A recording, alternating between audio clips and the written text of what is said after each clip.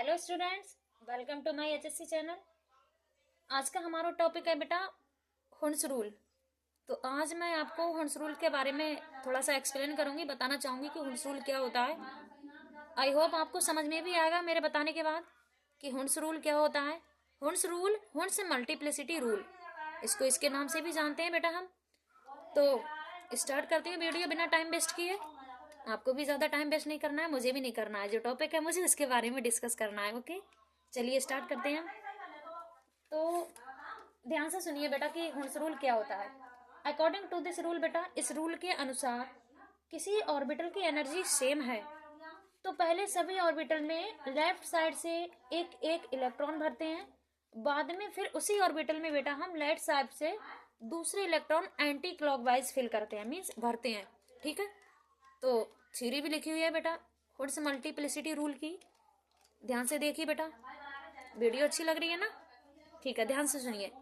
हुंस rule के according बेटा degenerate orbital होते हैं। डिजनरेट सेम एनर्जी ऑर्बिटल में इलेक्ट्रॉन पहले एक एक करके फिल करते हैं, मीन्स भरते हैं। इसके बाद पेयरिंग स्टार्ट होती है, अर्थात किसी सबसेल के ऑर्बिटल में इलेक्ट्रॉन्स की तब तक पेयरिंग नहीं होगी जब तक ईच ऑर्बिटल, मीन्स प्रत्येक ऑर्बिटल, ऑर्बिटल को बेटा हिंदी में हम कक्षक कहते हैं। ये मत समझना कि ऑर्बिटल ऑर्बिटल क्या है ये, ठीक है, हिंदी में बता रही हूँ। ऑर्बिटल को हम कक्षक कहते हैं, में एक एक इलेक्ट्रॉन्स की फिलिंग नहीं होती है। ठीक है, कोई ऑर्बिटल है बेटा कक्षक है तो पहले उस ऑर्बिटल में हम एक एक इलेक्ट्रॉन फिल कर देंगे। उसके बाद हम बेटा दूसरा इलेक्ट्रॉन एंटी क्लॉकवाइज डायरेक्शन में, कौन सी डायरेक्शन में बेटा, देखो दो डायरेक्शन होती है हमारी ऑर्बिटल में इलेक्ट्रॉन फिल करने की। एक clockwise direction, means clockwise direction ये होती है, एंटी क्लॉकवाइज डायरेक्शन ये होती है। तो पहले तो हम क्लॉकवाइज डायरेक्शन में वन वन इलेक्ट्रॉन फिल कर देते हैं ईच ऑर्बिटल में। उसके बाद बेटा उसी ऑर्बिटल में हम एंटी क्लॉकवाइज इलेक्ट्रॉन, मीन्स ये, उसके बाद ये इलेक्ट्रॉन हम फिल करते हैं। ठीक है, फॉर द एग्जाम्पल बेटा, ये एग्जाम्पल है P4। P4 एग्जाम्पल है बेटा। नेक्स्ट सेकंड एग्जाम्पल है मेरा P5। ठीक है, फर्स्ट एग्जाम्पल मेरा P4, सेकंड एग्जाम्पल मेरा P5। अब आप बोलते होगे समझ में नहीं आता होगा तो कहते होगे मैम ये P4 क्या बता रही है, P5 बता रही है। P4 ये तो आपको दिखाई देता ही होगा कि ये 3 ऑर्बिटल है। P ऑर्बिटल का ये कक्षक है बेटा। P ब्लॉक का, P ब्लॉक का ये ऑर्बिटल है और इसमें 4 इलेक्ट्रॉन, 4P4 दिया है तो 4 इलेक्ट्रॉन है, 1 2 3 और ये 4। तो यहाँ पे दिखाई दे रहा है कि 4 और इलेक्ट्रॉन है। अब आपको ये समझ में नहीं आएगा कि ये P4 है, ऑर्बिटल यहाँ है और इलेक्ट्रॉन इसमें भर दिए, तो ये किस टाइप से भर दिए, ऑर्बिटल कैसे बना, इलेक्ट्रॉन कहाँ से आए और ये P4 क्या है। तो इसको बेटा मैं आपको थोड़ा सा समझाना चाहूंगी, इसके बाद आपको समझ में आ जाएगा कि ये क्या है। तो सबसे पहले बेटा हम एक एटम लेते हैं, एलिमेंट, जैसे नाइट्रोजन लिया मैंने और एक एलिमेंट लिया मैंने ऑक्सीजन। ठीक है, तो बेटा नाइट्रोजन और ऑक्सीजन ये 2 एटम है। एटम को बेटा एलिमेंट भी बोलेंगे हम। ठीक है, पीरियोडिक टेबल में बेटा इन्हें एलिमेंट बोलते हैं। तो नाइट्रोजन का हमें एटॉमिक नंबर पता होना चाहिए बेटा, सबसे पहले 7 होता है। ऑक्सीजन का एटॉमिक नंबर बेटा 8 होता है। तो किसी एटम का या किसी एलिमेंट का इलेक्ट्रॉनिक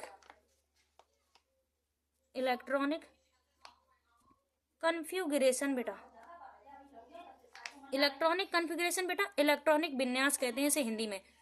जब हम ये करते हैं बेटा किसी एलिमेंट का इलेक्ट्रॉनिक कन्फिग्रेशन, तो उससे पहले बेटा हमें किसी भी एलिमेंट का, एटम का एटॉमिक नंबर पता होना चाहिए। ठीक है, जब भी हमें एटम का एटॉमिक नंबर पता होगा, मालूम होगा, तभी हम किसी एटम का इलेक्ट्रॉनिक विन्यास करेंगे, इलेक्ट्रॉनिक कन्फिग्रेशन करेंगे।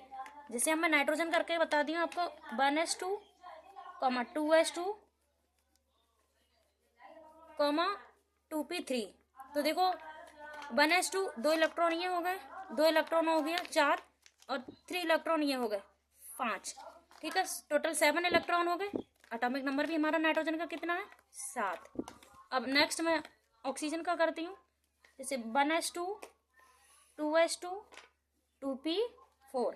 तो 2 2 4 और 4 4 8, टोटल 8 इलेक्ट्रॉन हो गए। ऑक्सीजन का एटॉमिक नंबर भी कितना है हमारा, 8।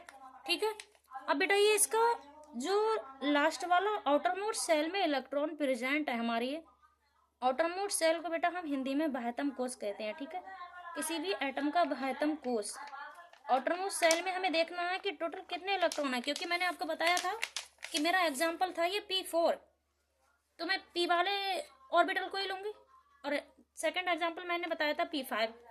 तो कोई बात नहीं बेटा, P3 मैंने ले लिया तो P4 भी आपको समझ में आ जाएगा। जब P3 बताऊंगे तो P4 भी समझ में आएगा, और P4 का बताऊंगी तो P5 भी समझ में आएगा। ठीक है, समझ में आ रहा है? ध्यान से समझिए। अब हम इसका पहले हम करते हैं P3 का, क्योंकि हमारे P ऑर्बिटल है, उसमें 3 इलेक्ट्रॉन है, तो हम फिल करते हैं। कैसे फिल करेंगे, यहाँ पे हम लिख लेते हैं P3। ठीक है, P के बेटा 3 ऑर्बिटल होते हैं, पता होना चाहिए बेटा हमें। S का 1 ऑर्बिटल होता है, उसमें टोटल 2 इलेक्ट्रॉन फिल होते हैं। S का 1 ऑर्बिटल होता है, इसमें टोटल 2 इलेक्ट्रॉन फिल होते हैं। P ऑर्बिटल बेटा P के 3 ऑर्बिटल होते हैं, 1 2 3, इसमें टोटल बेटा एक्चुअली 6 इलेक्ट्रॉन प्रेजेंट होते हैं, फिल करते हैं हम। नेक्स्ट बेटा D ऑर्बिटल 1 2 3 4 5, बेटा D के 5 ऑर्बिटल होते हैं, इसमें टोटल हमारे कितने 10 इलेक्ट्रॉन फिल होते हैं। ठीक है, नेक्स्ट बेटा एक फोर्थ लास्ट ऑर्बिटल है हमारा F ऑर्बिटल। F के बेटा 7 ऑर्बिटल होते हैं टोटल, 1 2 3 4 5 6 7, इसमें टोटल हमारे कितने 14 इलेक्ट्रॉन फिल होते हैं।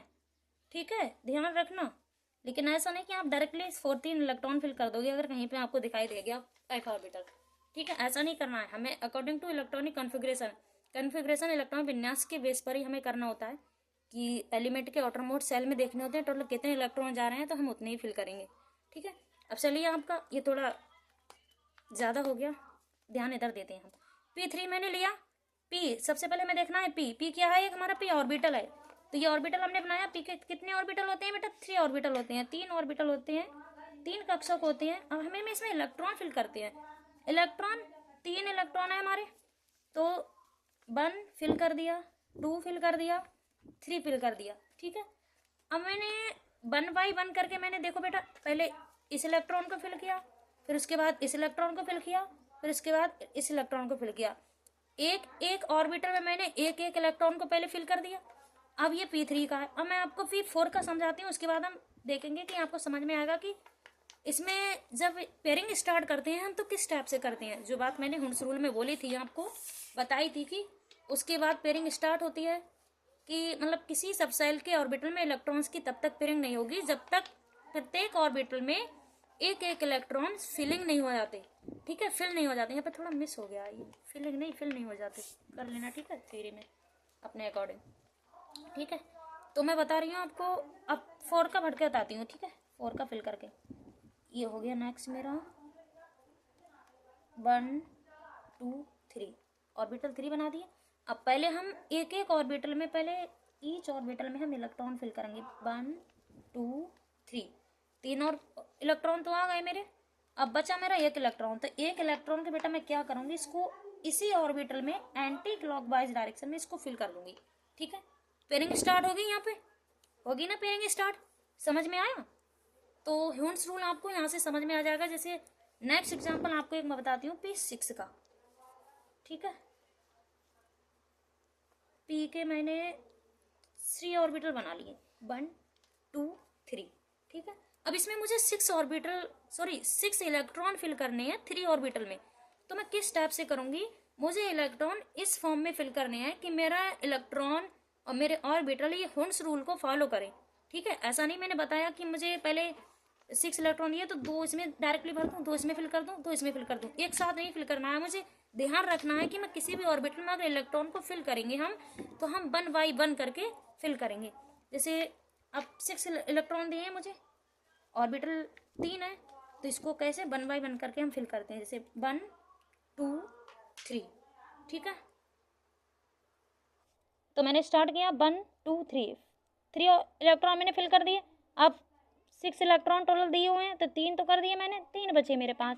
अब 4 5 6 के 6 इलेक्ट्रॉन मेरे बेटा देखो 3 ऑर्बिटल्स में फिल कर दिए। तो पहले मैंने क्या किया, आपने देखा होगा कि मैंने पहले इस ऑर्बिटल को, क्लॉकवाइज ऑर्बिटल को मैंने इलेक्ट्रॉन को बेटा फिल किया था 1 बाई 1 करके। उसके बाद मैंने बेटा एंटी क्लॉकवाइज डायरेक्शन में बेटा इलेक्ट्रॉन को फिल किया था। ठीक है। तो यही बेटा हमारा हुंस रूल होता है। वीडियो अगर अच्छी लगी तो वीडियो को लाइक करना और शेयर करना अपने दोस्त को, सब्सक्राइब भी करना, ठीक है। अच्छी लगी तो, नहीं अच्छी लगी तो कोई बात नहीं, मत करना, देख लेना, कुछ तो समझ में आएगा ही। आई होप कुछ तो समझ में आएगा, ठीक है। तो मिलते हैं अपनी नेक्स्ट वीडियो में। अच्छा सा टॉपिक एक लेके आऊँगा, ऐसा ही सॉरी लेके आऊँगी मैं। और अब हम नया टॉपिक डिस्कस करेंगे, ठीक है, नेक्स्ट वीडियो में। Thank you.